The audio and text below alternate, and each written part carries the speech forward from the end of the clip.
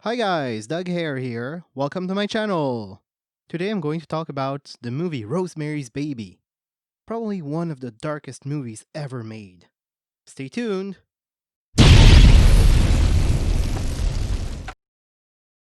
Before we start, I'd like to thank my good friend Momothebunny for creating this awesome avatar. I'll put the links to his channel and DeviantArt page in the description. Make sure to check it out if you like it. This video will be in 3 parts. First, I'll talk about Roman Polanski. Then I'll talk about witchcraft and Satanism. Finally, I'll review the movie. Why do I want to talk about Roman Polanski?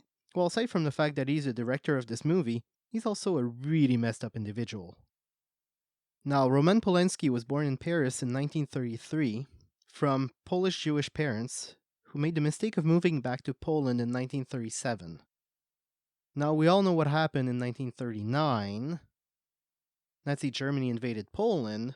His parents were taken in raids, so he ended up trying to survive the Holocaust in foster homes. Things obviously got better after the war, and he ended up moving to Paris and later to Hollywood.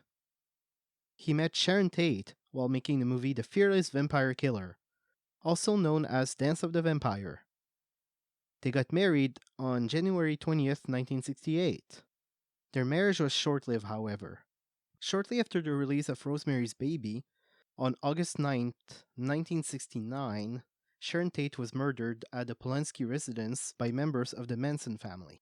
It's a very tragic event that Polanski noted as a life-changing event. I can only imagine. He was in London while his wife was getting killed. And I'm not talking execution-style painless death here.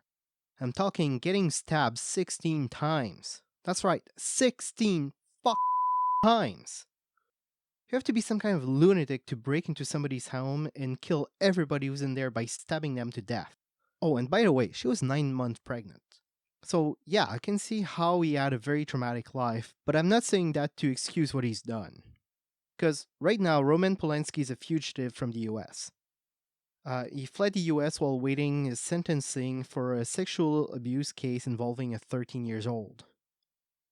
He was charged with drugging and raping a 13-year-old but pleaded guilty to a lesser offense of unlawful sex with a minor. He expected to be put on probation. Yeah, right, probation for that. But he learned that the judge was going to impose prison term, so he fled the country. He's also been accused by other women of raping them when they were teenagers. So, yeah, not the nicest person out there. Part 2. I'm in no means an expert on religions, but I still wanted to provide you some information to keep in mind while I talk about a movie. Witchcraft is not some kind of devil worship. This quote-unquote religion, because it's more of a bunch of different religions grouped together, is about worshipping nature, and there's no concept of the devil in these religions. But talking about devil worshippers, Satanism is a real thing. But a lot of Satanists do not really believe in Satan, or anyway, not the biblical kind. In some branches, Satan is just a concept. So they're just atheists, actually. In other branches, Satan exists, but he's the liberator, the one that gave humans free will, if you want. In some others, Satan is a pre-Christian version of Satan. But anyway, in all cases, there's a strong belief in freedom to do what you want. And anyway, I'm just saying that to say that it's very unlikely that a group of Satanists would come together and try to do something like that. Part 3. Now for the fun part, the actual movie. Rosemary's Baby is based on a book by Ira Levine, and it was adapted for screen by Roman Polanski. From what I read, he didn't realize he didn't have to follow the book to a T. So it's been said that Rosemary's Baby is the most faithful adaptation ever. The movie starts with this couple, Rosemary and Guy. When I do reviews, I tend to say stuff like, this guy did this, and this guy did that, and this guy went there. Well, now I can say Guy without feeling lazy for not remembering the character's name. They move together in an apartment in this building that has a very bad reputation. They get warned by their friend that the building is a nest of Satanists. Well, not exactly in those terms, but anyway. He talks about these twin sisters who ate children. The Trent sisters were two proper Victorian ladies. They cooked and ate several young children, including a niece. Oh, lovely. And this guy who said he could conjure the devil. They move in anyway. They are a newly married couple and they are trying to have a children at that point. They renovate the apartment and we get one of the most obvious product placement ever. On the final lap and winning it as Yamaha takes 7 of the top 10 places. It's the third straight year for Yamaha, a clean sweep. Yamaha is race bred from champions. And as you can Apparently, John Cassavetes, the one who played Guy, and Roman Polanski received scooters from Yamaha. And apparently they would race around New York for the first few weeks of the shooting. So anyway, their neighbors are this older couple, the Castavet. Rosemary makes friends with another tenant, Teresa, while doing the laundry. The woman lives with the older couple, the Castavets. And one night, Rosemary and Guy hear chanting from their neighbor's place.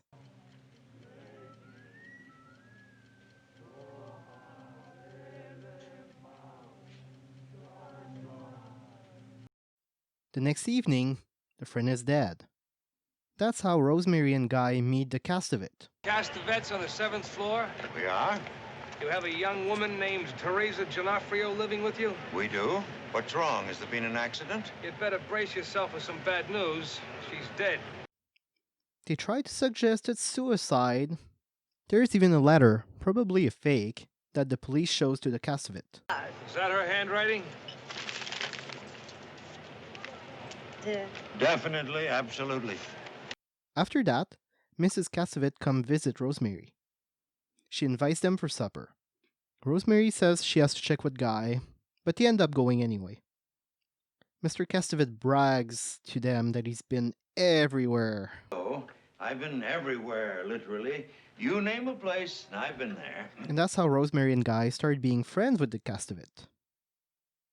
Soon, she gets a visit from Mrs. Castavet and ensues discussion about their periods. Oh, no, I'm fine. It's the first day of my period. You're up and around? On my birthday, I experienced such pain I couldn't move, eat, or anything. Rosemary is then given an amulet, really similar to what Teresa had. Guy learns that he's getting a role since the actor who had the role suddenly went blind. Now, Guy is in on the whole events, so I'm wondering if he planned everything from the get-go or if he's somehow been turned while living in the apartment. I don't know. But that's all I'm going to say for now. Let's continue with the story. Guy tells Rosemary that he's ready for a baby, so ensues romantic evening and supper. Well, until they get interrupted by the neighbors. Mrs. Castavet brings dessert. Rosemary finds that hers has a weird taste, but her husband is a real butthole, and he yells at her for not wanting to eat it. Come on, the old bat slaved all day. Now eat it. I didn't like it. It's delicious. Here, you can have mine. All right, don't eat it. There's always something wrong. So she gets mad and eats it up. Well, not quite. She's smart after all. Good thing she didn't eat the whole thing because she starts feeling weird and eventually passes out. And she gets weird dreams, including one about being taken by a cult, which turned out to be real. The next day, Guy admits to having an intimate moment with her while she was asleep. And it was kind of fun in a necrophile sort of way. Okay. Isn't that rape, though? The husband's behavior changes after that. He becomes a real butthole. About what? The way you haven't been looking at me. What are you talking about? I've been looking at you. You haven't. Oh, and this scene makes me think about something. There's sometimes furry leaves playing at random during the movie. I wonder if it's supposed to be the neighbors playing piano, but that's never made clear. Rosemary then learns that she's pregnant. That's where things start taking a turn for the worse. And I'm laughing so hard right now because I just realized that the neighbors brought wine to celebrate that she's pregnant. Nowadays, women don't even drink when they're trying to get pregnant, so seeing one drink while knowing she's pregnant is a bit weird. The neighbors recommend a doctor to Rosemary. He's a weird one who tries to keep her uninformed on pregnancy and for some reason recommends some herbal drink that her neighbors will make for her instead of taking pills. But, he's clearly in on the whole thing, so that's really quite obvious at that point. Later, we get a scene where Rosemary shows her new haircut to her husband. As a very supportive husband, he says, Don't tell me you paid for that. but Rosemary interrupts him by saying she's in pain. That's going to be a recurring thing throughout the movie. That's also the biggest telltale that things are wrong. Fun fact while I'm there, Mia Farrow, the actress who played Rosemary, was a vegetarian at that time, and she ended up eating raw liver for a scene. It's one of the weird things that Rosemary does. They couldn't have paid me enough to eat liver, let alone raw liver. She gets the visit of a friend who learns about what the doctor recommended and about the tannis root that the neighbors have been feeding her. Don't try to find it though. Tannis root has been made up by the author of the novel. The friend develops suspicions and asks Rosemary to meet with him. In the meantime, she starts looking more and more like a corpse. The friend ends up in a coma before their meeting. Oh, that's not weird, huh? At some point, Rosemary decides to host a party for her old friends, and she decides to stop drinking that herbal blend that her neighbor makes for her. Her friends have a talk with her about going to see Dr. Hill, who's the first doctor she saw before seeing the one recommended by the neighbors. When she tells her husband about it, he flips out and calls her friend stupid. Is that what those bitches were giving you in there? Is that their hint for today? They're my friends. Don't They're a call them bunch of bitches. not very bright bitches who ought to mind their own goddamn business. All they said was get a second opinion. Wow, this is really a scene where you start seeing him as a bad guy. I mean, she looks like the return of the frickin' living dead, but no, they have the best doctor in town. But for some reason, the pain disappears just like that. Pain, stop. Stop that. Stop. Stop. Later, Rosemary learns that their friend died. She meets someone at the funeral who gives her a book that her friend wanted to give her. The book is a big clue into what's happening. It's called All of Them Witches. Oh, that's quite obvious. In there, the name of the son of Adriano Marcato turns out to be the anagram for Roman Castevet.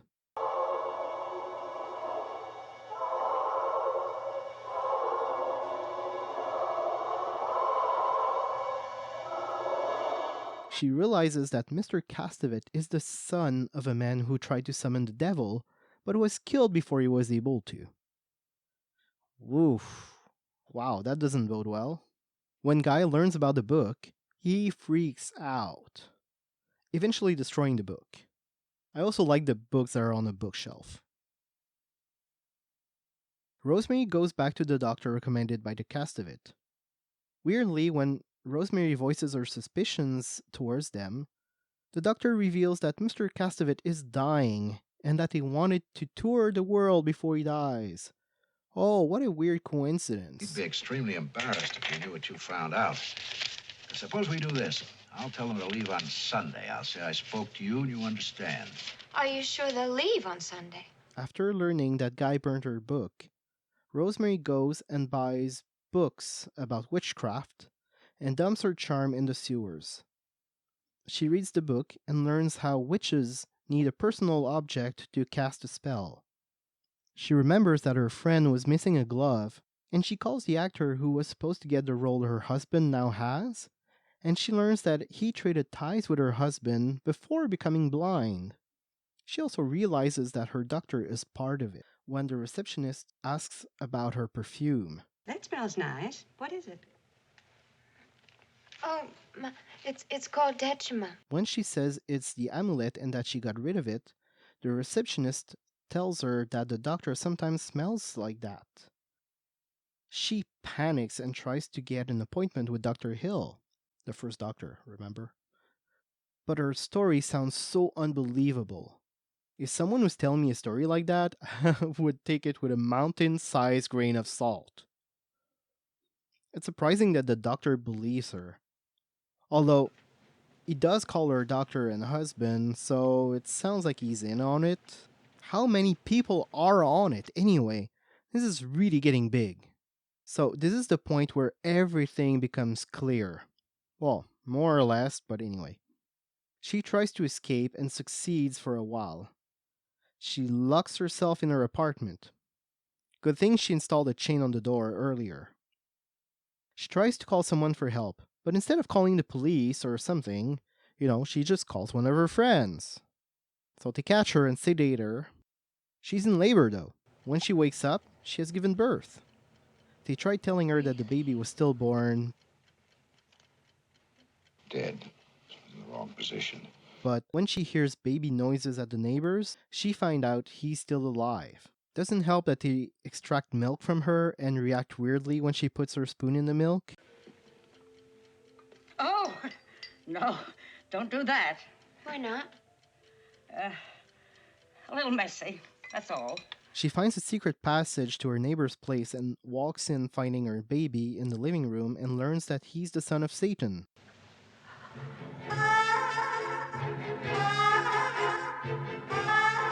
She's asked to be a mother to the baby. Be a real mother to Adrian. You don't have to join if you don't want to. Just be a mother to your baby. Guy lets her know that he was in on it, and she spits in his face. A kick in the nuts would have been more appropriate, but oh well. And for some reason, Rosemary decides to take care of the baby. And that's how the movie ends, believe it or not. I couldn't. Of course, the Asian is taking pictures. Not stereotypical at all. So, I'm really not sure about the ending. I know there was a sequel to the novel, so maybe there's more in there. I don't know.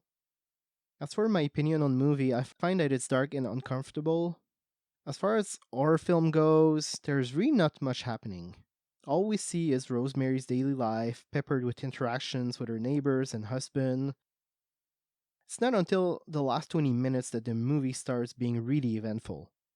Despite all that, I was fascinated the whole time by what was happening, trying to figure out what's going on and all.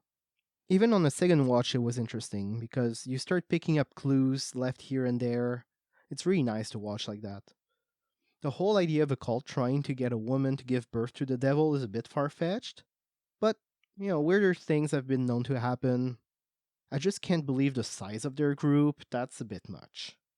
Aside from that, the movie is very well shot, every scene is aesthetic, the actors are awesome, and I really got attached to Rosemary as a character, and started disliking Guy as the movie progressed. The actors have a great chemistry together. I found that the music was atmospheric and suited the scenes well, but I'm still unsure about Filan playing at different times of the movie. But I guess that's going to stay a mystery. If you know more about it, let me know in the comments. So anyway, it's a very interesting movie, and if you're not looking for an action-packed movie, you should give it a try. I hope you guys have enjoyed this video. If you did, make sure to like, share, and subscribe for more great content. Until next time, ciao guys!